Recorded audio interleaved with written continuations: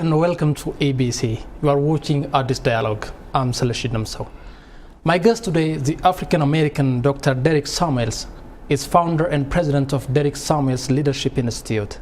He is a passionate speaker, a business consultant, author, and transformational leader, to mention a few. He embodies the skill, integrity, vision, and drive to become one of the most inspiring thought leaders. His current published book, The Power of Movement, provides inspirations to achieve one's goals. Soon to be published are two books entitled The Audacity of Inconvenience and The Slave of the Immediate. Dr. Derrick deploys hard-won experiences to help others understand their strengths, unlock their potentials, and achieve their goals. He has mentored many more to achieve their second and third degrees. Stick to this dialogue and find out what Dr. Derrick Samuels has on the plate, and enjoy the show.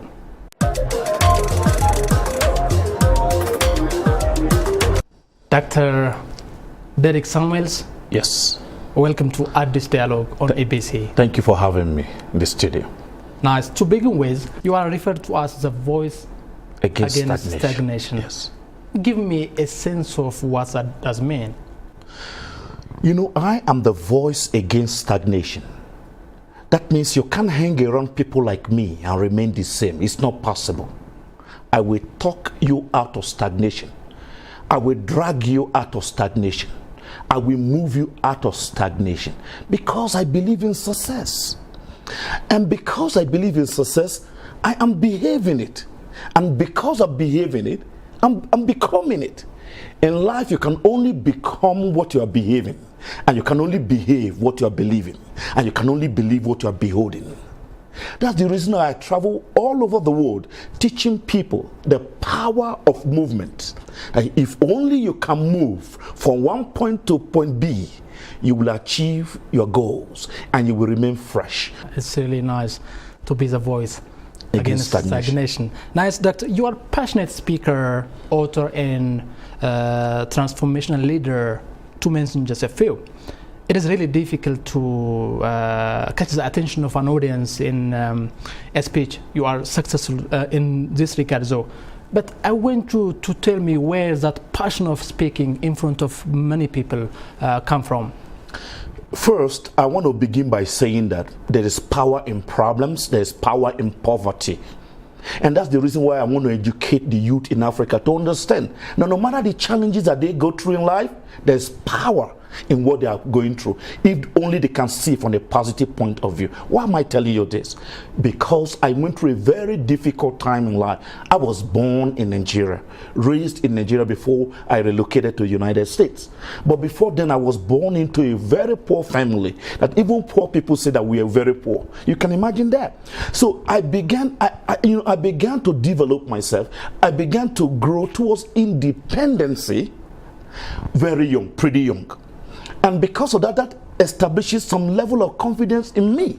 But much more than that, you know, when we say you have confidence in life, it means that you have knowledge that is mingled or in collision with robust information. In other words, confidence is when you have information and knowledge and they both ride on the wings of action. That is what is going on for me. That's the reason I can stand in front of so many people to, you know, say something that's so meaningful and they like it, because not only the challenges I went through that pushed me to developing myself, I am a reader. That's why I tell people the only way to become a leader is to become a reader. That is the secret. When you read more, get more information, acquire more skills and knowledge, it naturally flows and it becomes easier for you to be bold in the presence of so many people. Nice verse. To be a good leader, it must be a good reader. To be a good reader. Yes. Well said. That's it. So what do you feel like to stand in front of many people and to share your life experiences and whatsoever? I feel excited. Because the reason I feel excited sharing my experience with people is because, you see, when you share the difficulties that you pass through in life, the challenges you pass through in life, the problems that you went through in life, it resonates with so many people. You see, I like to listen to a lot of people speak, but I prefer those that have experience. You know, it teaches them something. Even though you have a degree, Let's say you have a BSc in economics, or you have a degree in mechanical engineering, whatever form of degree that you have, you still have to find a way. Let's say you don't have a job after graduation. What do? Look for something to do with your hand. Why? I've lived through it. That's why I'm so excited telling people on the power of movement, because I hate stagnation. Stagnation is the enemy of anybody. Nice. You have a very nice experience to share to others. Your keynote speaking engagements include the UN General Assembly and New York City Construction Engineers Seminar and many more. Tell me a little bit about what it feels to speak like people from different backgrounds, like educator, whatever, business people from different backgrounds that come to attend your speech. First of all, I want my audience to understand the power of value. You know, I teach people here, especially in Africa, the youth, to place value on the little they have. Don't despise the little you have. There's power in the value that you bring to the table. Don't think because you have an accent, don't think because you don't look like some people also, that is a limitation. No, you are perfect, you are strong. All you need is the right knowledge, the right information, and that boldness, having mind, riding on the wing of action. Those are the things that you need. How do I feel when I'm addressing different kind of people? I feel excited. Number one, I am where I belong or I need to be. That is where success begins. Success begins when you are where you should be and you begin to develop yourself towards that, and you begin to deploy yourself and also find a strategy to sustain that. That's exactly what I'm doing. It's pretty fantastic. Let's now talk about your books. I'm looking at your books, the Power of Movement, the 10 Commandments of Success, How to Scare Failure Away, and The Power of Your Tomorrow, and many more. Yes. I want you to tell me the very gist of your books. Yes. Now, you see, I write.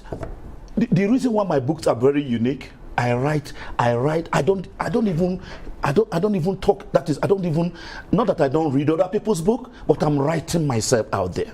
Because somebody said, and it's very powerful, the secret of great people is in the story that they share. So I have gone through a very, very difficult moment in life, and that brought the best out of me. That's why when I was writing about the power of your tomorrow, I told them in that book, you cannot see your tomorrow and not do something about it. If you're not doing something about your tomorrow, you have not seen it well enough. When you see your tomorrow, you will move. That's why people like us are moving, because we've been able to see it. That's why I tell people like us are undepressible. You can't depress us because we have seen something bigger than depression. We have seen something bigger than ourselves, about adding value, about becoming a force, a voice that can change people, that can empower people.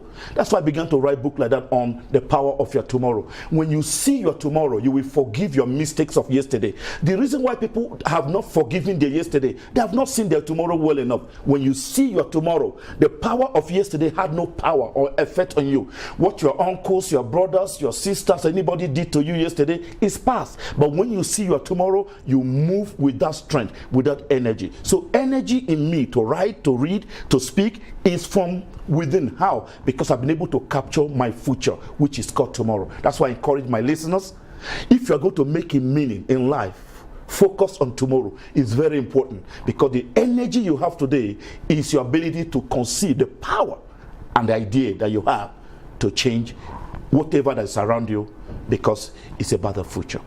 Well, the audacity of inconvenience, yes, and the slave of the immediate are coming up. Yes. So what do we expect from those books? You see, when I talk about the audacity of inconvenience, I love that, because look at Dubai.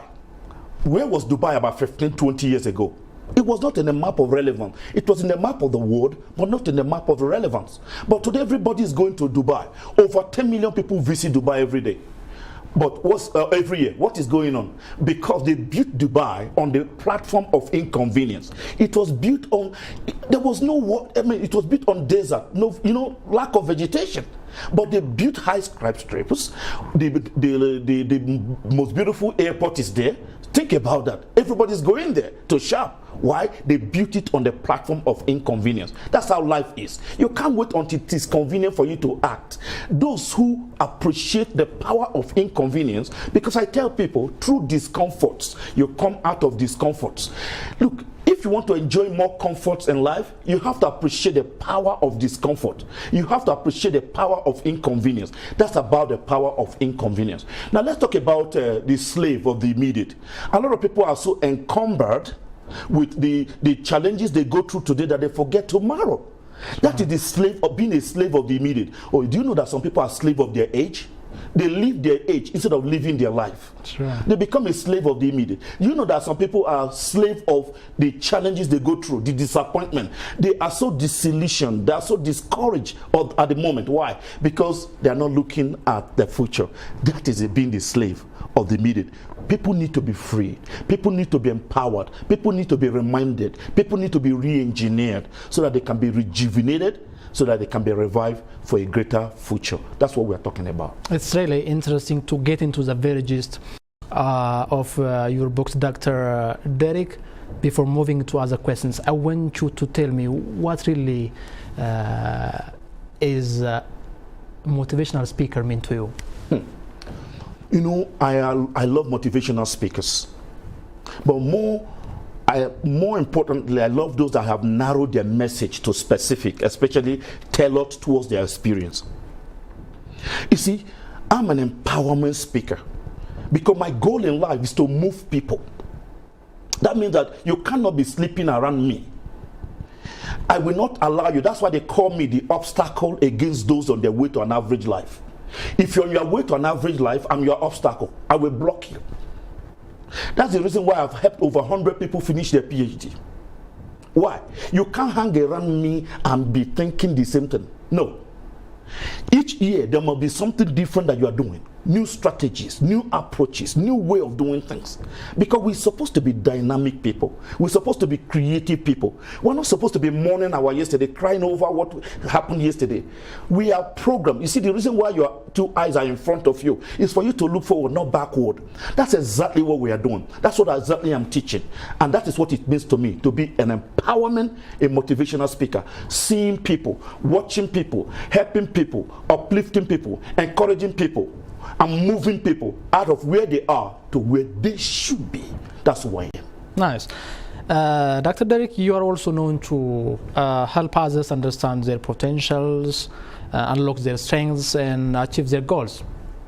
But the thing is, I want you to tell me where that virtue of philanthropic intervention has come from. It would be rather difficult for others to be by the side of people so that they could be successful at the end of the day. You know, most people don't prefer to be helpful to others, but you do it. Yes. Where does it come from? Understanding. There's a book I'm working on called The Cutting Edge Leadership, Style, Substance, and Sustenance. That book, I'm talking about the power of sacrifice. Leadership is about sacrifice. When you become a leader from the point or from the perspective of sacrifice, that is when you do well. See, when you sacrifice, one of the principles I live on every day, and I wrote about it on the in the 10 Commandments of Success book, is your ability to see sacrifice before rewards. The reason why many people don't succeed, the youth don't succeed, the older generation don't succeed, they're not able to see sacrifice before reward. They see the immediate now. Where is the reward now? Where is the reward now? Do you know that over 5 years ago I started traveling to different African countries? I was not invited. Including Rwanda. Including Rwanda. I even want you to share me your experience while you spoke there. Okay, I will explain that. You see, I started traveling to different African countries. Nobody invited me to so many of those places. I will knock at doors. I can do this. I can teach people. I can empower people. I can encourage people. I was traveling with my money. Traveling, longer flights, staying in the hotels, spending money on this with the little money I earned. But people didn't understand that. That's why I love what Jeff Bezos said. Jeff Bezos, the CEO of Amazon. He said, if you want to be successful, you want to be an entrepreneur, be ready to be misunderstood. You are an entrepreneur yourself too. Yes. Yeah. Be ready to be misunderstood for a long time. People misunderstood me for a long time. Oh, why is he spending his money traveling to all this country, teaching people for free? But it's paying off now. A lot of people are beginning to know me. Each country I go, people want me to talk on their program and organizing program for me. I thank God for those coordinators in various countries that will help me put things together because they believe in my message and the value that I'm driving into people, especially those in the youth, changing their mentality. See, when you have a vision, you can cannot stay in one place. I'm a man of vision. I'm a man of purpose. I'm a man that have captured tomorrow. That's the reason I will not let the youth in Africa to stay stagnant or be crossing the Mediterranean Sea to be doing the work they are not ready to do here. You are not ready to wash plate in the restaurant here, and you want to go wash a plate in the restaurant in abroad. You don't want to clean the street here. You want to go clean the street in abroad. No, we are going to change this mentality. We are strong people. We are powerful people. We are passionate people. That is how I move. Life begins with movement. Success is movement enabled. Failure is movement disabled. Oh, it's really fantastic. I see in you the character of a motivational speaker. As a subject matter expert, you have spoken on a variety of topics, including keys, stagnation, goodbye, yes. Global challenges facing African immigrants, the power of education, and the heart of a leader. Your topics are really catchy, aren't they? Yes. Well, I am happy that you noticed that, so thank you. Yeah. So what do you feel like to speak on such catchy topics? I like to be unique. I like to be different. The only way you can differentiate yourself is to do it differently. And that is what it should be. You see, when everybody is doing the same thing that you are doing, somebody somewhere is unnecessary. I don't want to be an unnecessary person. That's why I'm very creative in every way, whether I'm writing my book, I'm speaking, I'm touching on some topic. So I try to be unique. I try to be very unique so that, you know, somebody said, and I love that, when you are unique, you destroy the power of competition. That's the only way. So I love catchy topics because I want to draw the attention of people. For example, kiss your stagnation goodbye. What are the strategies for you to kiss your stagnation goodbye? In messages like that, I let people know the danger of stagnation, the danger of wrong environment, the danger of wrong friendship. All those things, they bring stagnation. The danger of not forgiving your yesterday. All those things bring stagnation. But how, as a champion, how can you look at tomorrow and face it with all excitement? Nice, I see your energy. It's really fantastic. How do you assess your contribution in helping people achieve their goals? Now, how do I do that? You know, I go back again to the power of sacrifice. I go back again to the power of giving. You know, we always hear this word, they that give will receive. That is more blessed to give than to receive. We always hear words like that. But many people don't understand it. It's not about giving money. It's giving yourself, your time, your value. Like in Addis Ababa here, I encourage the youth. Don't be part of those who are throwing the dirt, you know, or no, don't dirty here. Okay, because you're part of the government. When people say, oh, government, you also government. How do I know? Because government is a system. Sure. It's a structure, but people run government, and it's a collective responsibility. Where you say, okay, from here, my house, I'm going to keep it clean. The other person said, their house, they're going to keep it clean. Before you know it, Addis Ababa is clean. But if you throw empty water bottle, boom, on the street, you throw something you ate on the street, you're part of the government, and so you don't have to be pointing fingers to government because you're part of it. If you make here clean, it's clean. Same thing here in Addis Ababa. If you engage yourself in small businesses, you know, you are going to make it great. Nice. Let me now switch to some brief questions. You already raised it, but I want you to emphasize on what African youth should do. These days, we see a lot of Africans prefer to be abroad to working locally and changing their lives. So what would be your advice for the youth to stick to their continent and harness the very vast potential the continent has? I begin by the word, people become what they keep hearing. Especially when they hear the hard truth. I love hard truth. You see, you notice what is going on right now, people traveling through the Mediterranean and they are losing their life. Why are they losing their life? Because most people don't understand that going abroad does not make you great. What makes you great is here. If you're not great here in Africa, inside you, you can't go there and just become great overnight. No. Are we not in Addis Ababa, where we have somebody like Bethlehem, Talihan, who converted used tires to begin to make shoe? She's known all over the world. In fact, I wrote about her in this new book on the youth. The power of believing yourself. But it begins with acceptance. That's why I wrote in this book coming out on the youth, on the 12 life principles, changing for success for the youth in Africa. That life begins, or the power of the youth is rooted in you accepting yourself, appreciating yourself, applauding yourself. When you get to the level of appreciating who you are, that you have value, you can add value, then you begin to believe it. When you believe it, you begin to behave it. You begin to becoming it. That is what it takes. So my message to the youth in Africa is this. You have something of value. The plates you don't want to wash here in Ethiopia, let's say you're a graduate, you don't want to wash plates in the restaurant, you feel it's not a good job for you. Trust me, when you go abroad, that is what you may likely want to be doing, at least as a star. So youth in Africa, what do you have in your hands? Yes, you have a degree, you have a certificate. If it's not bringing you money, why stay at home crying, weeping, and blaming government, and blaming parents? No, you are old enough. Step out of your comfort zone. I told them in a meeting in Uganda not too long, I said, if you have your son or your daughter who is over, let's say 20 years and above, and he or she is staying in your house, you are giving her food or him food, you are buying wristwatches for them, you are buying phone for them, you are buying clothes for them, you are not doing them good. You are inviting poverty. Push them out. That is how to become great. It's tough love, but it's great love. One more brief question. Yes. Dr. Derrick, what is your life principle or philosophy? My life principle is this: the power of movement. If you can move, there is a future for you. What is movement? Developing yourself. What is movement? For you, maybe movement will be going back to school. That may be movement. Maybe your movement is diversifying your portfolio. Okay, let's say you even work in a corporate organization. What happens if you're fired from that organization? You're let go. Or what happens if that organization is closed down?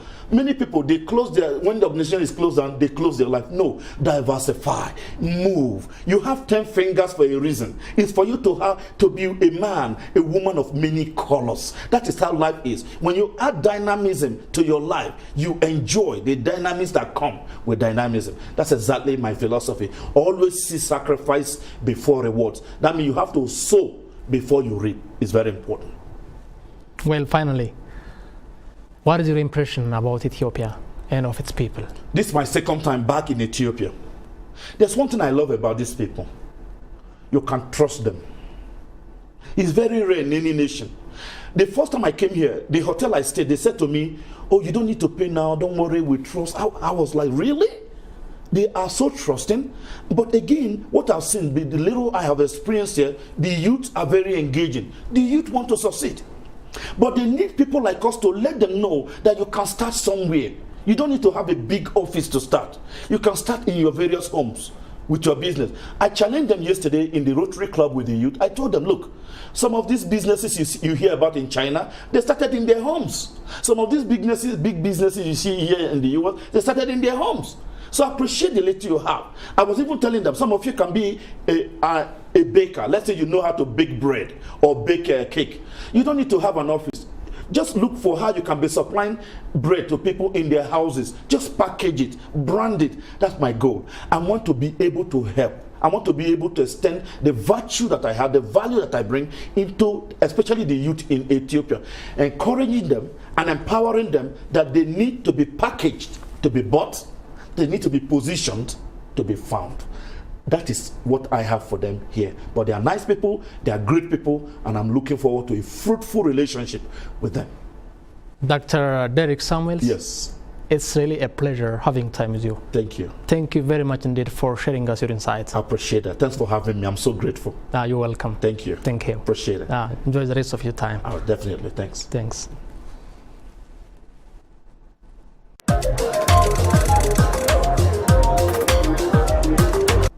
I hope you have enjoyed this edition of Addis Dialog. That was all we have for today. But don't forget to tune in next time for yet another guest. Till then, it is goodbye from me, Damso, and the entire crew here. Goodbye for now.